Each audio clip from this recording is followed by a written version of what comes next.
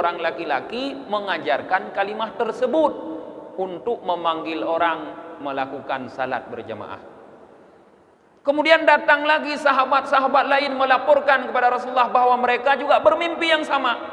Sehingga para ulama mengatakan sekitar belasan sahabat Rasulullah di malam itu bermimpi bertemu dengan orang yang sama dan mengajarkan kalimah yang sama untuk memanggil orang melakukan salat berjamaah yang kita sebut sekarang dengan adzan. Lantas siapa orang yang mengajarkan itu dalam mimpi? Menurut para ulama itu adalah malaikat Jibril yang masuk ke dalam mimpi para sahabat mengajarkan bagaimana adzan.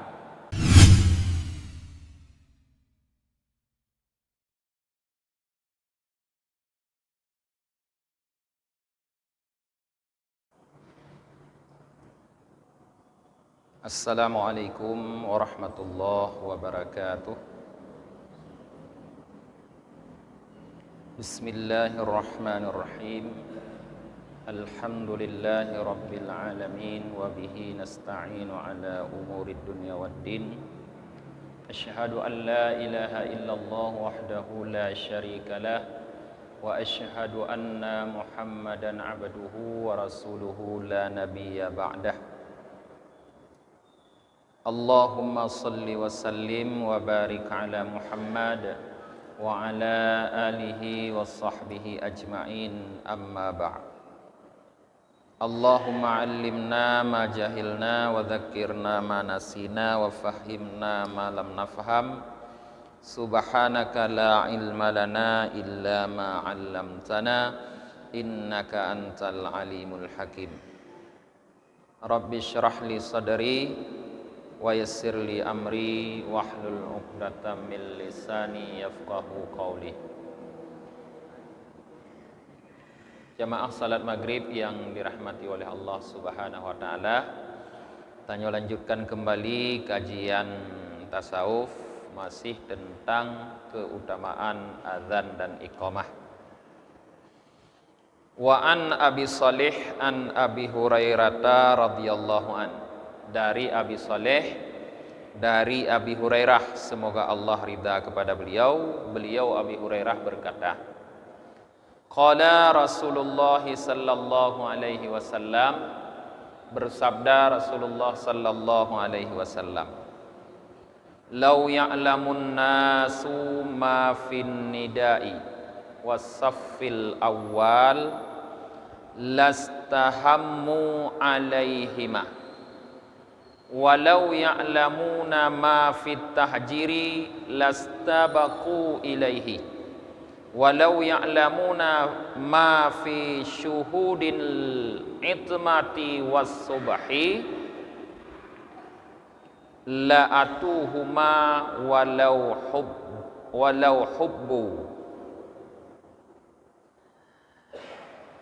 Sabda Rasulullah sallallahu alaihi wasallam, seandainya manusia tahu, kata Rasulullah, apa yang terdapat pada panggilan adzan dan saf yang pertama, sungguh mereka akan berundi untuk mendapatkan keduanya, adzan dan saf yang pertama.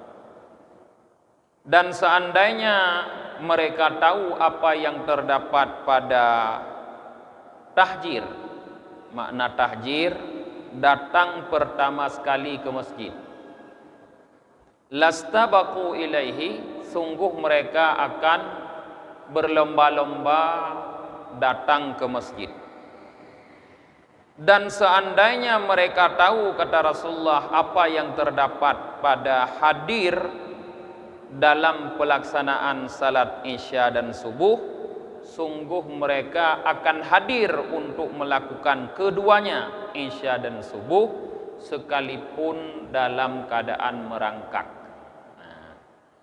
Jadi para jamaah, dalam hadis ini Rasulullah menggambarkan ada beberapa pekerjaan, beberapa amal yang memiliki nilai yang sangat besar. Maka seandainya manusia, kata Rasulullah, paham, mengerti, memahami apa yang terdapat dalam amal tersebut, maka mereka akan melakukan apapun untuk mendapatkannya. Rasulullah menggambarkan nida, azan dan saf awal adalah amal yang punya kelebihan tertentu. Mengumandangkan azan, datang ke masjid dalam salat berjamaah, dapat berdiri di saf yang pertama, di saf yang awal. Itu punya kelebihan sendiri. Maka kalau orang tahu, kata Rasulullah, apa kelebihan yang ada pada itu, mereka akan berundi untuk mendapatkan nida, azan dan saf awal. Karena orang berebut-rebut, sehingga harus diundi siapa yang berhak mengumandangkan azan dan siapa yang berhak untuk berdiri di saf yang pertama. Kalau seandainya mereka tahu. Tapi pada kenyataannya banyak kita yang tidak tahu, sehingga bukan berebut, malah mempersilahkan orang lain. Nejak drona. Ya, negeri danyo baik likut mendong.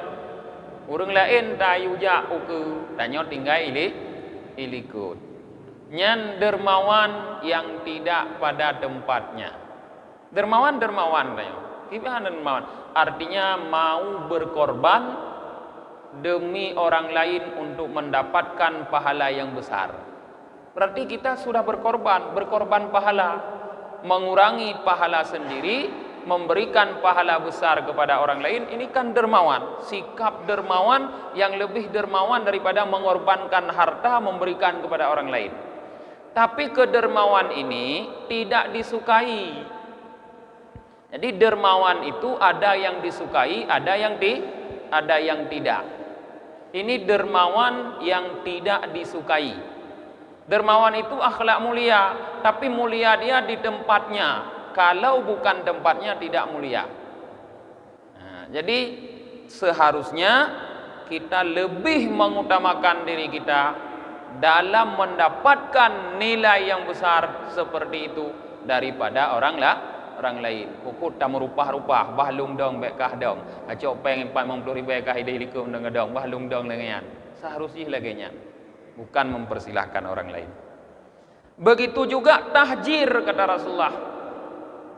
Tahjir itu yaitu hadir ke masjid di waktu yang pertama sekali, di waktu malam masih agak gelap sebelum terbit fajar. Kita sudah hadir ke masjid. Kita menunggu waktu subuh, bukan setelah azan baru kita hadir ke masjid, tapi kita hadir ke masjid sebelum azan, menunggu waktu subuh. Tahjir, pertama sekali kita hadir ke masjid.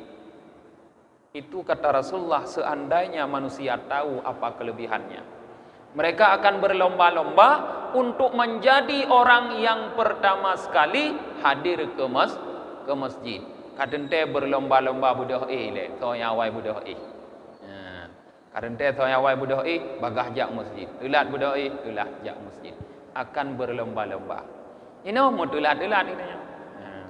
Belum kada ada punya di masjid danyo leuh yadan, habis yadan ti kurang menit atau 8 menit baru iqamah. Hati-hati, galam iqamah. Pulang tu rumah tu dah dengar galam iqamah, hati-hati. Pulang murah Jumaat. Punya galam ke baca khutbah khatib, galam dah mau dalam masjid. Masjid katro kadang duk ide combale je. Duk ide pimpin rukuk ke galam habis. Rukuk wajib tu hendak dah mau dalam masjid. Itu adalah satu kerugian yang sangat besar. Jumaat itu para jamaah, kalau kita hadir ke masjid, ke tempat pelaksanaan Jumat setelah khatib naik mimbar, maka tidak mendapatkan lagi apa-apa. Tidak ada lagi keutamaan pahala. Kenapa? Karena para malaikat pencatat pahala sudah menutup bukunya dan menyimpan penanya. Mereka semua sudah duduk berkeliling di keliling mimbar ini mendengarkan khutbah yang disampaikan oleh khatib. Jadi orang hadir duduk anak bermulai malaikat, dak hadir anak kecatat li, anak kecatat li, hadir ke tapi anak kecatat li. Karena tidak dicatat oleh malaikat, maka dia tidak mendapatkan pahala. Maka hadirlah ke masjid kalau hari Jumat minimal sebelum khatib naik ke mimbar, ke dalam masjid, bukan di luar masjid. Sebelum khatib naik ke mimbar, itu dianggap hadir pada waktu yang terakhir sehingga mendapatkan nilai pahala sebesar butir telur burung pipit. Nah, winan pahala. Yang hadir karab goek khatib di mimbar. Ube boh dulu. Nah, boh dulu betul kan dulu berapa. Ube boh dulu. Yang ube nak merumpok pahala. Dalam hadis yang membagi waktu hadir ke Jumat itu beberapa bahagian. Nah. Dan yang terakhir Rasulullah mengatakan tentang syuhudil itmah was subhi. Hadir melaksanakan salat isya. Itmah itu isya. Arti itmah malam gelap gulita. Isya. Dan subuh itu memiliki keutamaan tersendiri. Karena keduanya menurut hadis yang lain adalah dua salat yang paling berat dilakukan oleh orang munafik. Orang munafik sangat berat hadir untuk melakukan salat subuh dan salat isya. Cukup berat. Maka punya nilai pahala yang lebih pada jamaah subuh dan jamaah isya. Sehingga di dalam fikih dijelaskan bahwa jamaah itu yang paling utama selain salat Jumat adalah jamaah subuh, selanjutnya jamaah isya. Seandainya orang tahu, kata Rasulullah, kelebihan yang terdapat dalam menghadiri salat isya dan subuh secara berjamaah, sungguh mereka tetap datang walaupun harus merangkak. Jadi nak hendak yang merangkak li nak kursi roda dan panitia masjid kali kepegot jalur khusus kursi roda, ya kan? Ini labo buat labo. Tinggal urang tulak tangan. Tulak tiat. Berat tulak kana hendak hari nyeun li. Sungguh mereka akan hadir kata Rasulullah walaupun harus merangkak. Tanya mumang dah ai saja. Pulau merangkak mumang ai kujak masjid. Warawa Jubair anid Dhahak. Jubair meriwayatkan daripada Dhahak. Jubair ini bukan Jubair sahabat Rasulullah, bukan Jubair bin Awam. Karena ini diriwayatkan oleh Jubair dari Dhahak. Dhahak ini tabi'in. Berarti Jubair ini ya kalau bukan tabi'in seperti Dhahak ya tabi'in. Beliau meriwayatkan, Dhahak berkata, lamma ra'a Abdullah bin Zaid al-adhana fil manami wa 'allamahu Bilalan fa amara an-nabiy sallallahu alaihi wasallam Bilalan ayas'uda satha wa yu'adzina. Jadi saya ingin cerita sedikit agar hadis ini lebih jelas tentang asal-usul bagaimana mulai terjadi azan. Kapan azan itu dan bagaimana bisa kalimat Allahu Akbar, Allahu Akbar, Allahu Akbar, Allahu Akbar, asyhadu an la ilaha illallah, asyhadu an la ilaha illallah sampai dengan la ilaha illallah itu bisa bersatu menjadi kalimat azan. Jadi di saat Rasulullah sudah sampai di Madinah, sudah hijrah, orang-orang yang masuk Islam di Madinah itu sudah banyak, dan di Madinah sudah beliau dirikan Masjid Nabawi.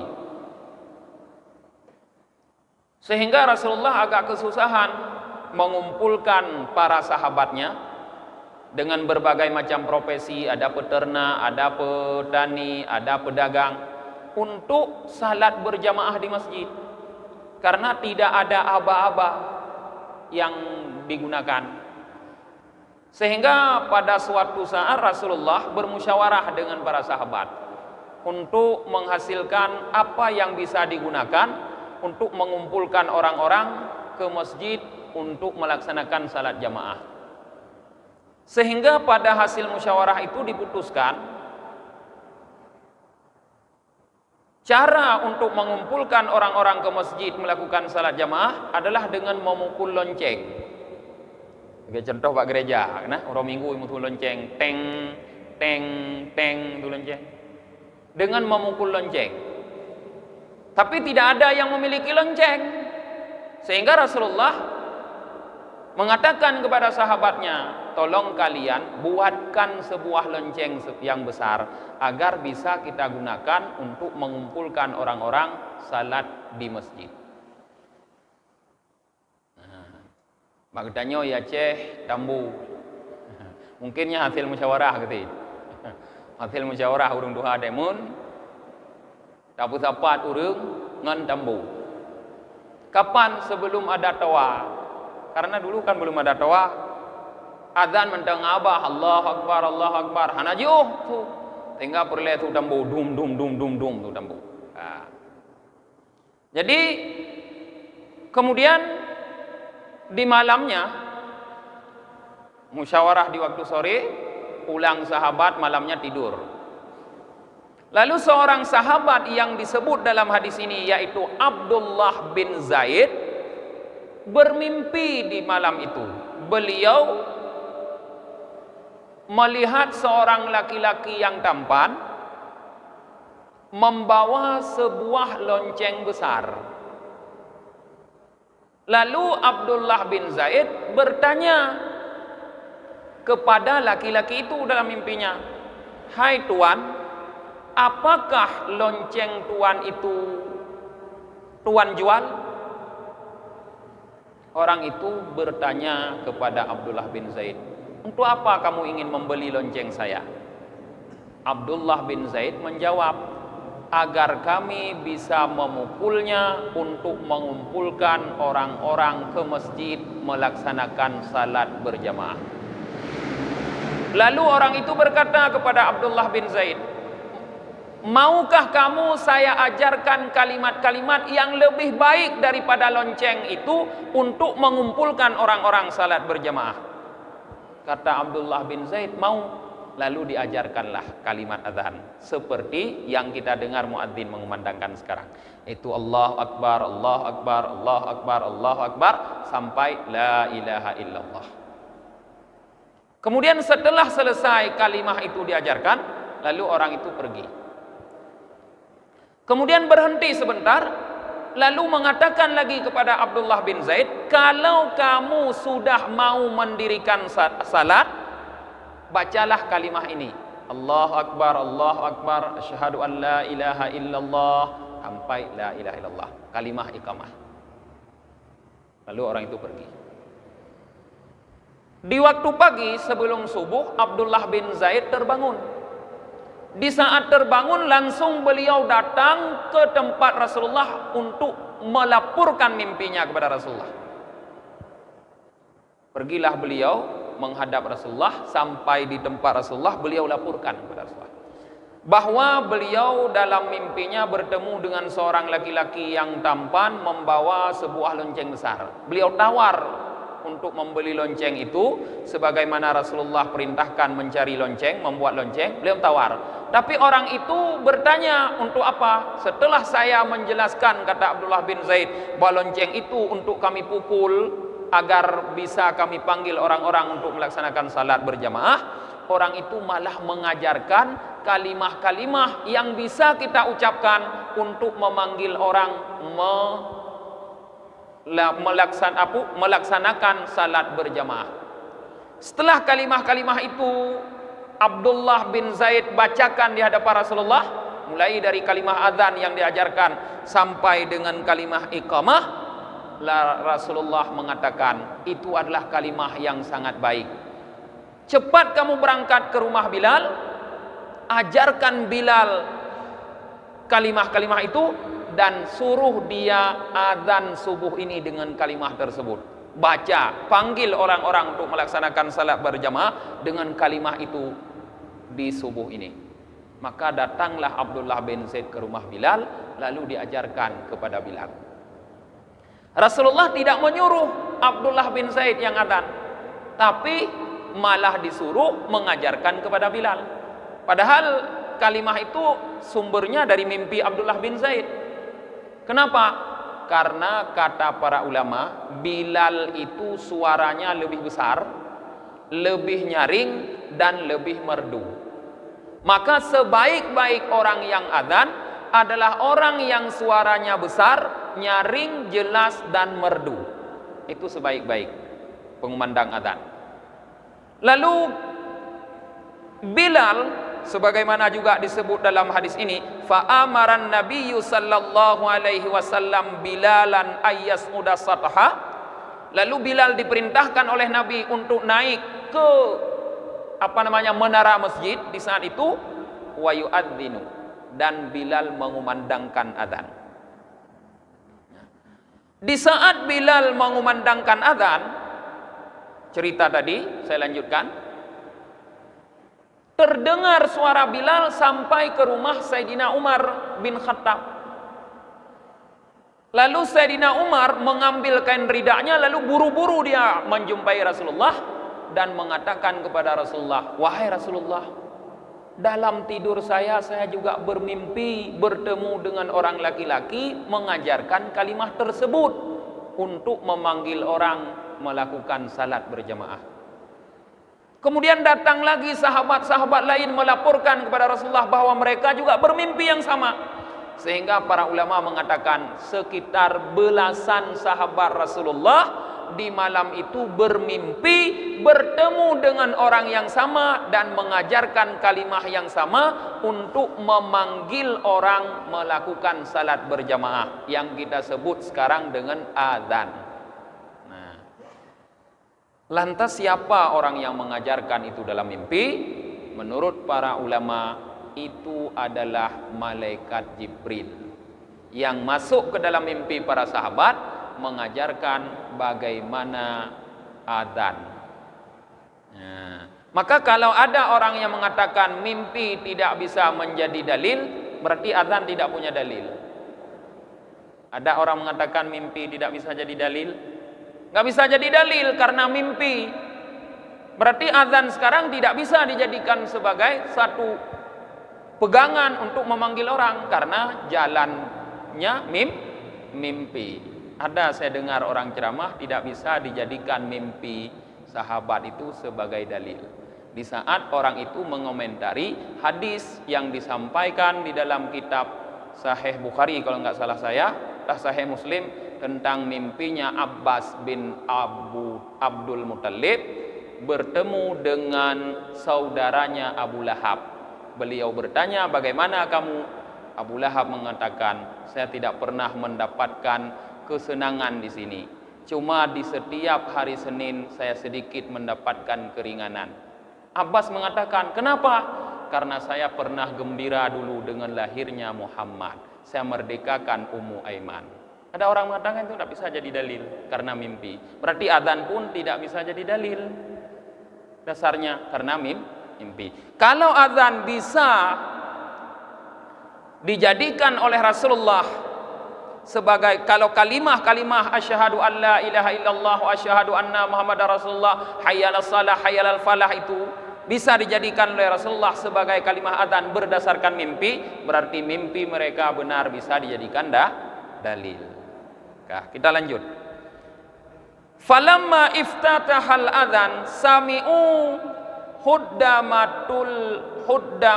huddamata bil Madinah.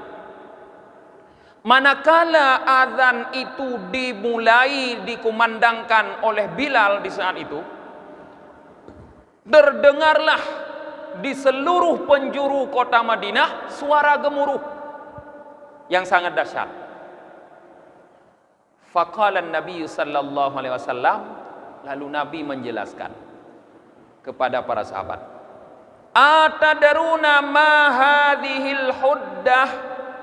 Kata Rasulullah, hai para sahabatku, tahukah kalian apa gemuruh itu?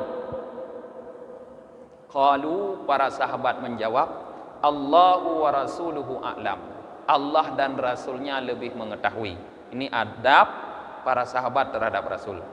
Tidak ingin lebih tahu daripada Rasul.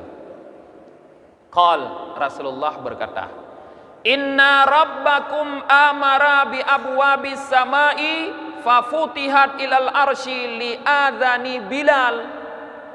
Ternyata kata Rasulullah, suara gemuruh itu adalah karena Tuhan kalian memerintahkan pintu-pintu langit itu untuk dibuka tembus ke aras karena suara adzan Bilal. Suara adzan Bilal itu menembus aras Allah. Di saat Bilal mengumandangkan suara adzan, dibuka pintu langit oleh Allah sampai tembus ke aras. Jadi itulah suara gemuruh kata Rasulullah. Faqala Abu Bakar radhiyallahu anhu. Lalu Abu Bakar, semoga Allah ridha kepada beliau berkata, Hadza li Bilalin khassatan aw lil muadzzinina ammah. Wahai Rasulullah, dibukanya pintu langit sampai ke aras itu apakah untuk azan Bilal saja atau untuk azan seluruh muadzin yang lain? Kadang ti Bilal thaga yang lagi nyan, tu kok nyan deuh pudih marat, tu muadzin lain handu. Qal, Rasulullah menjawab, bal lil muadzinina ammah. Bahkan kata Rasulullah, untuk para muazzin seluruhnya. Artinya siapa saja yang mengumandangkan azan di muka bumi ini, maka suaranya akan menembus aras Allah melalui pintu langit. Tembus suaranya ke aras, tapi ke rumah kita kadang tidak tembus. Warah terus gede tu muadzin. Lam rumah tanyo hanadu. Tanyo enggak pon nan ja mutujib. Alah hana dikuthe. Ana aku dengar azan ni mutujib buke ka. Dengen ko hana de ana jaga-jaga. Rupanya kali azan. Hana terus ke rumah tanyo pada hana je oh. Nyan ke gura. Pintu rumah tanyo hana deha. Pintu langit deha. Nah, begitu dahsyatnya suara azan. Wa anna arwahal muadzinina ma arwahi syuhada. Kata Rasulullah, arwah orang-orang yang mengumandangkan azan nanti akan bersama arwah orang-orang yang mati syahid. Kata Rasulullah. Arwah orang mati syahid berdasarkan dalam hadis yang lain ditaruh oleh Allah Subhanahu wa taala di paruh burung, yang burung itu terbang di sekitar aras. Jadi arwah orang yang mati syahid diletakkan oleh Allah di paruh burung, yang burung itu terbang di sekeliling aras. Disitulah arwah orang mati syahid. Kalau arwah orang yang mengumandangkan azan bersama arwah orang mati syahid, berarti sama mereka juga di paruh burung yang terbang di sekitar aras. Dalam Al-Quran Allah mengatakan orang syahid itu tidak mati. Wala taqulu liman yuqtalu fi sabilillahi amwat bal ahya'un inda rabbihim yurzakun. Jangan kamu katakan kepada orang-orang yang terbunuh di jalan Allah itu mati, kata Allah. Tetapi mereka hidup di sisi Allah, diberikan rizki. Maka orang yang terbunuh di dalam perang tidak disebut dengan mati. Syahid. Dengan bahasanya syah gugur. Karena telah gugur pahlawanku. Gugur pahlawan. Karena mati. Karena telah mati pahlawanku. Karena telah gugur. Jadi kata Allah, jangan kamu katakan mati. Jadi orang yang syahid tidak boleh dikatakan mati. Karena menurut Allah mereka itu hidup, diberikan rizki oleh Allah Subhanahu wa ta'ala. Seperti itu juga Allah berikan kepada arwah orang-orang yang memandangkan azan. Fa idza kana yaumul qiyamah, apabila hari kiamat sudah terjadi, nada munadin, ada penyeru yang menyeru di saat itu, yang membuat pengumuman. Ainal muadzinun, di mana orang-orang yang memandangkan azan? Nanti di hari kiamat, setelah kiamat, di saat orang-orang sudah bangkit dari dalam kuburnya masing-masing, dibuat pengumuman. Ainal muadzinun, mana orang-orang yang mengumandangkan azan? Fayakumuna ala kithbanil miski wal kafur. Setelah diumumkan mana orang-orang yang mengumandangkan adzan, maka mereka orang-orang yang memandangkan adzan itu berkumpul semua di sebuah bukit yang terbuat dari minyak misik dan kafur barus. Jadi mereka berkumpul di mahsyar di sebuah bukit yang ditumpuk bukit itu dari minyak misik dan kafur barus. Disitulah mereka berkumpul.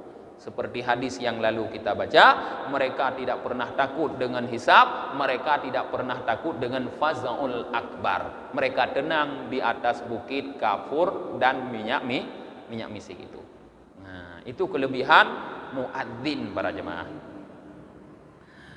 Warawa Anas bin Malik radhiyallahu taala anhu, Anas bin Malik semoga Allah ridha kepada beliau meriwayatkan dari Rasulullah sallallahu alaihi wasallam. Qala Rasulullah bersabda, khamsatun laisa lahum salah. Kata Rasulullah, 5 orang tidak diterima salatnya. Laisa lahum salah, mereka tidak salat, tidak diterima salatnya. Ada 5 orang salatnya tidak dianggap salat, tidak diterima oleh Allah. Siapa saja? Yang pertama, al-mar'atu sakhitatu ala zaujiha. Seorang istri yang marah terhadap suaminya. Itu tidak diterima salatnya oleh Allah. Walaupun bagaimana salehnya seorang perempuan, bagaimana alimnya seorang perempuan, kalau dia marah kepada suaminya, tidak senang kepada suaminya, maka ibadahnya, khusus salatnya tidak diterima oleh Allah. Nah. Yang kedua, wal abdul abiku min sayyidihi hatta yarji'a. Seorang hamba yang lari kabur dari pemiliknya sehingga dia kembali lagi ke tempat pemiliknya. Sekarang nggak ada lagi hamba. Yang ketiga, wal musarimul ladzi la yukallimu akhahu fauqa thalathati ayyam. Yang ketiga yang tidak diterima salatnya oleh Allah, orang yang bermusuhan, orang yang berbantah-bantahan, yang setelah terjadi perbantahan permusuhan itu dia tidak berbicara lagi dengan saudaranya lebih dari 3 hari. Muno dawa bacu. Gara-gara dawanya merumpok anali berhaba. Lebih dari leuro nak berhaba. Itu mereka salat tidak dianggap sebagai salat. Tidak diterima salatnya oleh Allah. Nah, makanya hati-hati ka masa mendawa ya. Enggak? Ka masa mendawa tim ses A ka dawa dengan tim ses B, tim ses C, tim ses D. Pokoknya ka masa mendawa. Dai lung gedung 45 dua ku nyan tim ses J, lung tim ses J ka dawa kamu dua. Gara-gara dawa kah anda berhawali kamu merumpok naik nak mesti tapi anda berhawali lebih lah euro anda ada berhaba, maka walaupun kamu semayang tapi mesti enggak anda semayang, maka rugo pada jemaah dawa jadinya. Silahkan beradu argumen, asal jangan menampakkan aib orang. Yang penting nampakkan diri kita orang bagus, orang hebat. Puduh godrol ju bek puduh berugop. Nah, tapi leunya andanya tetap mewawa mujib-jib kupi dah. Nah, tiraje kupi dam dawa gerode. Ana masalah? Tiba? Saya mandua anak terima, nyo mandua anak berhaba. Tapi ledong kan dua anak berhaba tiro yang jah tiro tu. Tengke mura ko anak tapu mi. Nah, berarti tiro.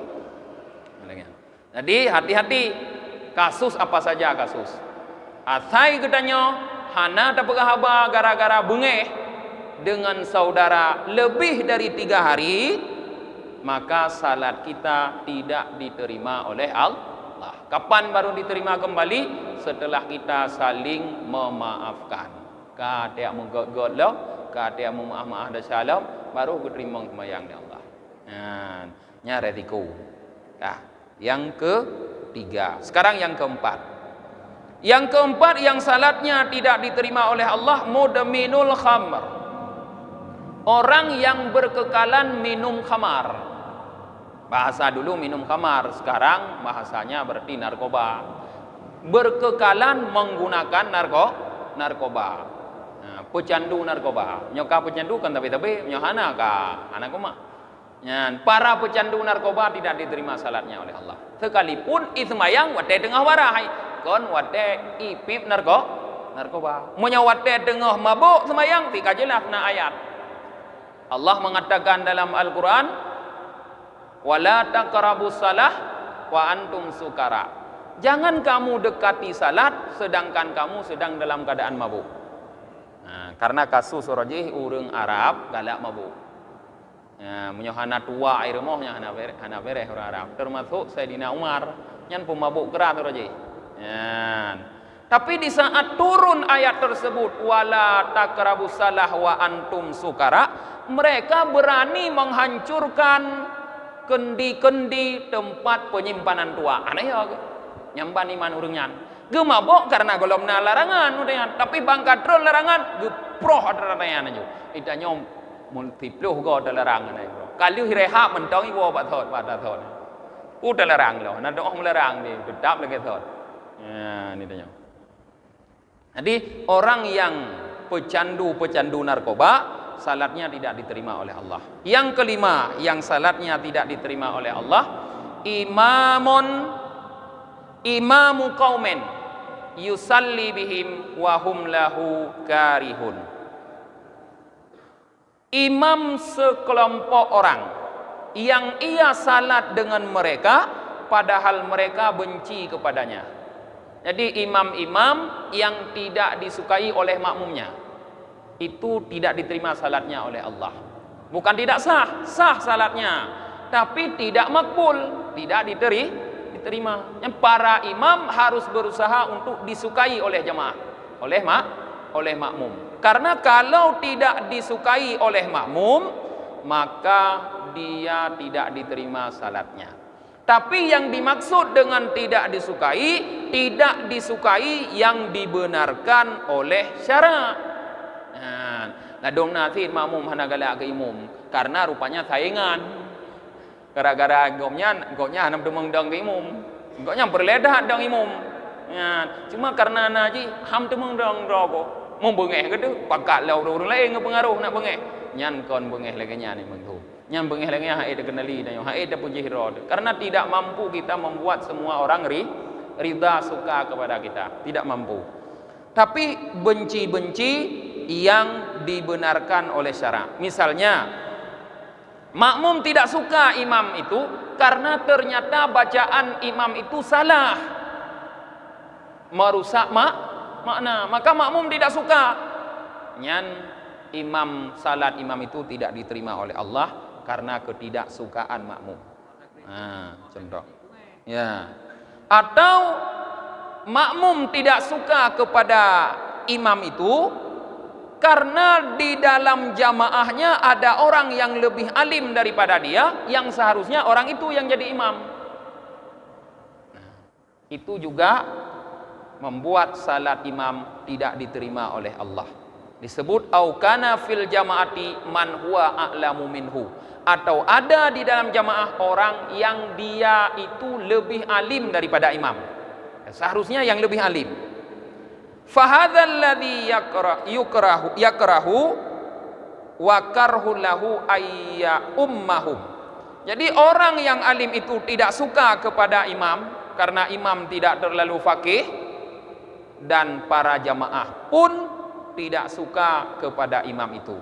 Itu adalah tidak suka yang dibenarkan, ya, yang menyebabkan salat imam tidak diterima oleh Allah. Berarti untuk menjadi seorang imam itu kita harus memposisikan diri kita. Kalau misalnya ada orang yang agak alim, kita persilahkan, kecuali orang itu tidak mau. Karena imam ini tanggungannya besar. Hanasah salat imam, apabila kesalahan yang dilakukan imam adalah kesalahan yang bisa diketahui oleh makmum kalau diperiksa, maka salat makmum pun tidak sah. Tapi kalau tidak sah salat imam karena sebab yang tidak bisa diketahui oleh makmum walaupun diperiksa, maka salat makmum tetap sah. Contoh, dalam mazhab Syafi'i, seorang imam di saat membaca takbir intikalat dengan jahar, tanda turun rukuk dia Allahu Akbar, tanda i'tidal sami Allahu liman hamidah, itu wajib di dalam hatinya dikasat sebagai zikir. Wajib dikasat sebagai zikir. Kalau tidak dikasat sebagai zikir, malah yang dikasat adalah memberitahu makmum bahwa dia sudah berpindah dari satu rukun ke rukun yang lain, maka salat imam batal. Tapi salat makmum tidak batal. Itu contoh, dan tapi masih banyak contoh yang lain. Nah, mungkin pada malam ini inilah yang bisa kita kaji. Kita tutup pengajian kita dengan membaca doa akhir majelis. Subhanakallahumma wa bihamdika wa nashhadu an la ilaha illa anta wa nastaghfiruka wa natubu ilaik. Subhana rabbika rabbil izzati amma yasifun, wassalamun alal mursalin, walhamdulillahi rabbil alamin. Sallallahu ala Muhammad sallallahu alaihi wasallam.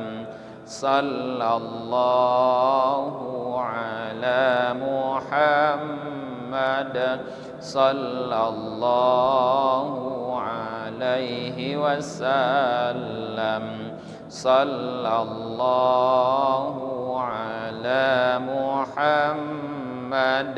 Ya Rabbi salli alaihi wasallam.